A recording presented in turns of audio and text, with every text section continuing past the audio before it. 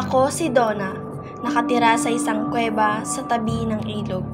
Kabilang ako sa isang mahirap na pamilya.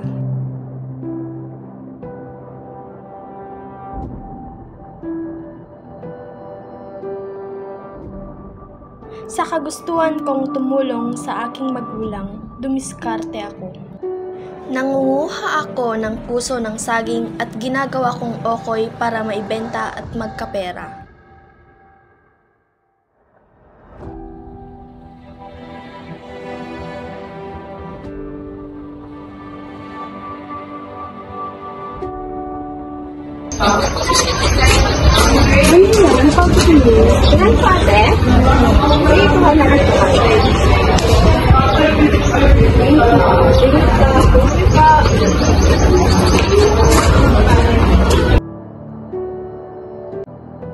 Nangunguha ako ng pako at iba't ibang klase ng gulay para maibenta.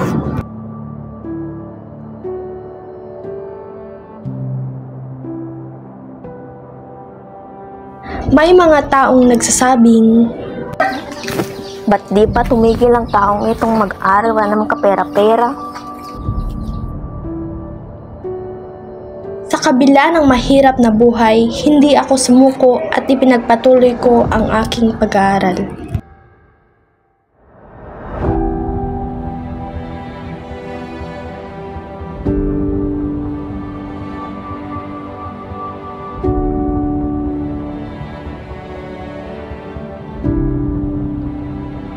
Lahat ng aking paghihirap at pagpupursige ay nagbunga na.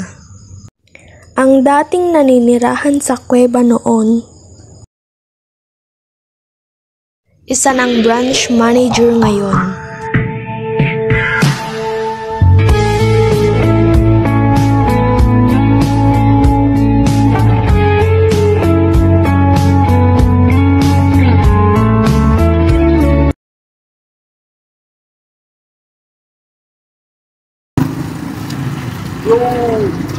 So, on the way po kami ngayon sa Rural Bank of Bayombo. Few moments later. Hi everyone! Nandito po kami ngayon sa Rural Bank of Bayombo para interviewin ang current branch manager ng bank ito. Walang iba kundi si Ma'am Donna Pacquiao.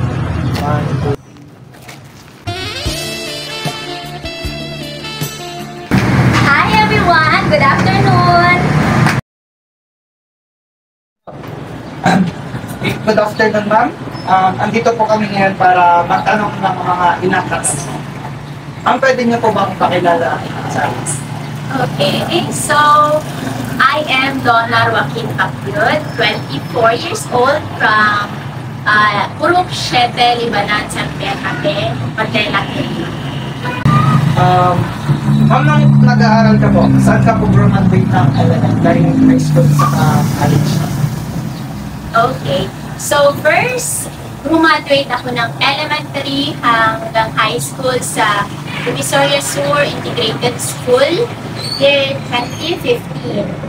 And then, napadpad ako sa Baguio City, wherein doon ako sa Benguet State University nag-aral ng college for the year 2019. Since nakapagtapos ka na po ng college, ano naman po ang pinagkakagalan? Okay. Una, isa na akong nanay, ang isang baby, 1 year old, at ako ngayon ay isang branch manager ng Rural Bank of Bayombo, Padela Branch. Bago niyo po naabot yung katayuan niyo ngayon, ano naman po yung mga pagsubok na kinakagalan? So, let's start with nung elementary ako. So, nung elementary ako, medyo hindi naman maganda yung estado ng buhay namin. Masasabi ko mahirap talaga kami. So, nakatira kami sa tabi ng ilog, wherein ang bahay namin is ang kuweba. Alam niyo yung kuweba, yung bato na malaki. Yes. Yun. Doon kami nakatira. Parang ang ginawa lang namin is parang gumawa kami ng bahay, tinakal lang namin, tapos may ano na siya, may bed, tapos doon na kami nakatira, doon na kami natutulog. Doon talaga ako lumaki hanggang nung second year, fourth year na ako, fourth year high school na ako. Tapos, nung mga high school ako, mga second year high school na ako pagkanak ng pera. So, bali mga teacher ko, pumunta ako sa mga teacher ko para labada, para may dagdag allowance. Pero kasi, nung elementary pa lang ako, pumunta na ako sa mga may gulayan. Nagawa ako ng palayan. Pako, basta kasi pako, para mabenta, tapos magkaroon ng pera, may allowance. So, may kapatid pa ako noon na elementary din, na lalaki. So, kailangan namin ng allowance every day. So, parang ang allowance namin doon, nung elementary, 5 pesos. Tapos, yung 5 pesos, yung dos kami. Tapos, yung piso is, binibili namin ng, yung tinapay na na lumpia. Yung lumpia, yung parang marquillos, gano'n. Tapos, naghati ulit kami sa isa, nagsati ulit sa isa, para fair. Para fair. Tapos, ang ulam naman, kasi syempre, nasa Tabingilog kami, pag may isda, yun ay ulam namin. Pero pag wala, yung loss na baon namin, binibili namin ng chicheria or parang cream steak. Kung na-try niyo yun, cream steak, para yun na yung pag-ulam namin. Yun yung nung elementary kami. So, nung high school, kaya ko ng maggulay-gulay, kailangan namin ng allowance, siyempre mga project din, gano'n. So, yun. Wala, hirap naman pala yung work. Sa panahon na yun, may mga taong tumulong ng bata yun. Mga taong po, siguro, meron naman kasi hindi naman pwedeng wala siguro. Kasi lahat naman ng tao kailangan ng tulong ng other people. Pero yung mga, sa panahon na yun, siguro, mga kapatid ng tatay ko. Kasi nung college, before ako nag-college, nung after ko nag-graduation ko ng high school, sana hindi na ako mag-aaral doon. Kasi wala na kami mag-aaral. So ang ginawa ko, sabi ko, may kapatid yung tatay ko na medyo may kaya sa buhay, which is nasa Baguio siya, kaya ako napadpag. So sabi ko, nakausapin ko sila para mag-ask ako ng help para kung pwede nila ako tulungan para sa pag-aaral ng college. Kasi gusto ko talaga mag-aaral talaga. Gusto ko mag-aaral kahit wala kami. Kasi natatry ko na nasasabihan, nakakarinig ako ng mga sabi-sabi ng mga ibang tao na wala na nga kasi kami pera, ba't ko kami pilit mag-aaral, diba? So, nung bata ako, nasubukan ko na rin na ipaampun ako. Dahil sa hirap ng buhay, na napag-isipan ng magulang ko na ipaampun na lang ako, baka sakaling makahanap sila ng kaya akong buhayan. Mabigyan ako ng mas magandang buhay. Ganon. Yan yung main reason kung bakit nila ako pinaampun. Pero nauwi pa rin ako sa kanila. Pupuwi pa rin ako. Hawak ko ng pinakamadalahan ko. Yung toddler, yung panganay namin. Kaya ako nabalik sa kanila. Mga high school na ako noon, sinasabi ng tao, saan kaya sila pupunta ng pera para mag-aral sila to? Saan sila pupunta ng allowance nila para makapag-aral sila, makapasok everyday, gano'n. Pero hindi naman kasi kailangan ng maraming pera para makapag-aral na, para makapag-aral. You need to do your own step para kahit naman wala kang pera, wala kang baon, pwede ka mag-aral. Nung mga panahon na yun, ma'am, na mga nasasabi na yung mga tao, naisipan mo na po bang sumuko?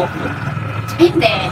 Kasi nung nasa college na ako, nagpapadala ako sa parents ko ng puso ng saging. Alam niyo yun, puso ng saging, niluluto ko siya, ginagawa kong kokoy, para ibenta sa school. College na ako noon, nagpibenta pa ako. Tapos sinasakay ko kayo sa jeep. So sa jeep pa lang, nagbebenta na ako. Okay, gano'n. So sa jeep pa lang nakakabenta na ako, nagkakaroon ako ng income. Para magkaroon ako ng sarili kong allowance, yun.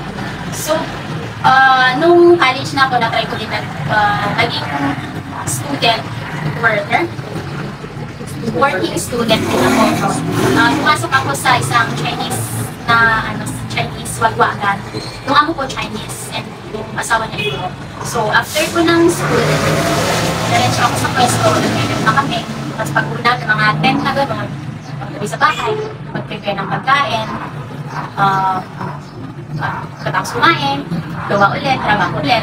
Bago matulog, dapat ayos na lahat, nakapugas na, nakaprepare na. So, mga alauna, meron na natulog. So, doon, naisip ko na noon na parang ang hirap ng working student.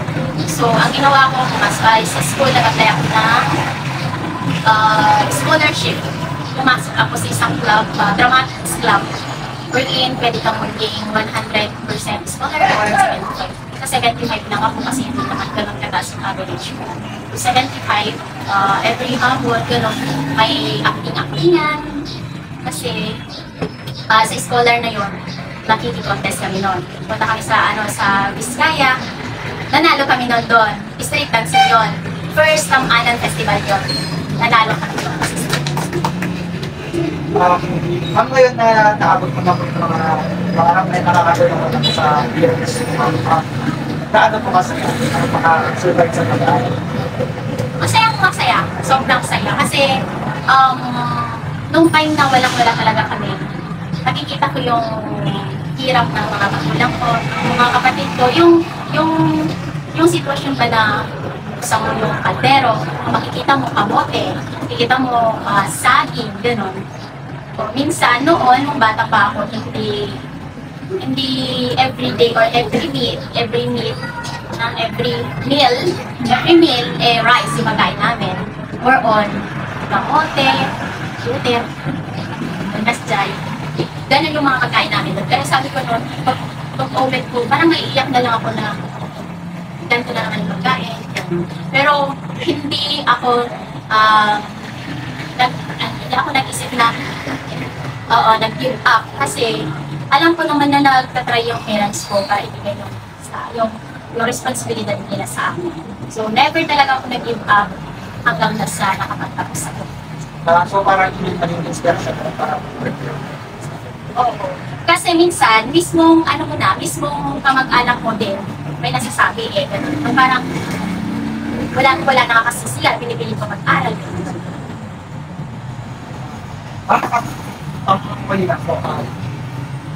As a branch manager, ano naman po yung mga mensahe masasabi nyo sa mga estudyante na mag-aaral para makakunan?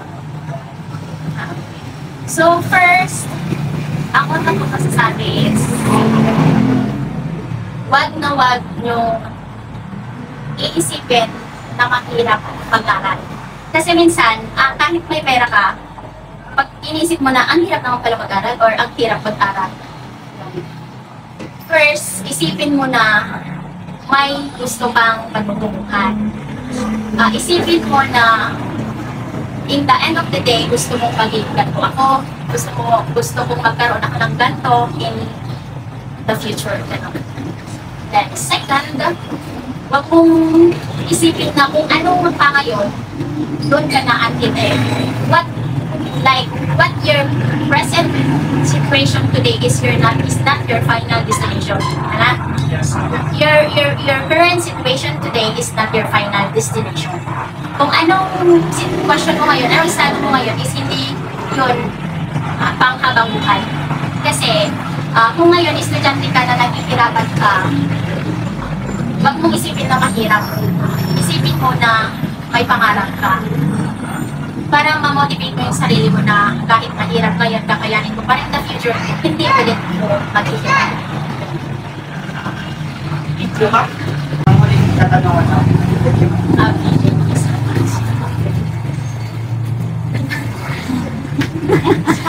Okay. Done! Bye-bye.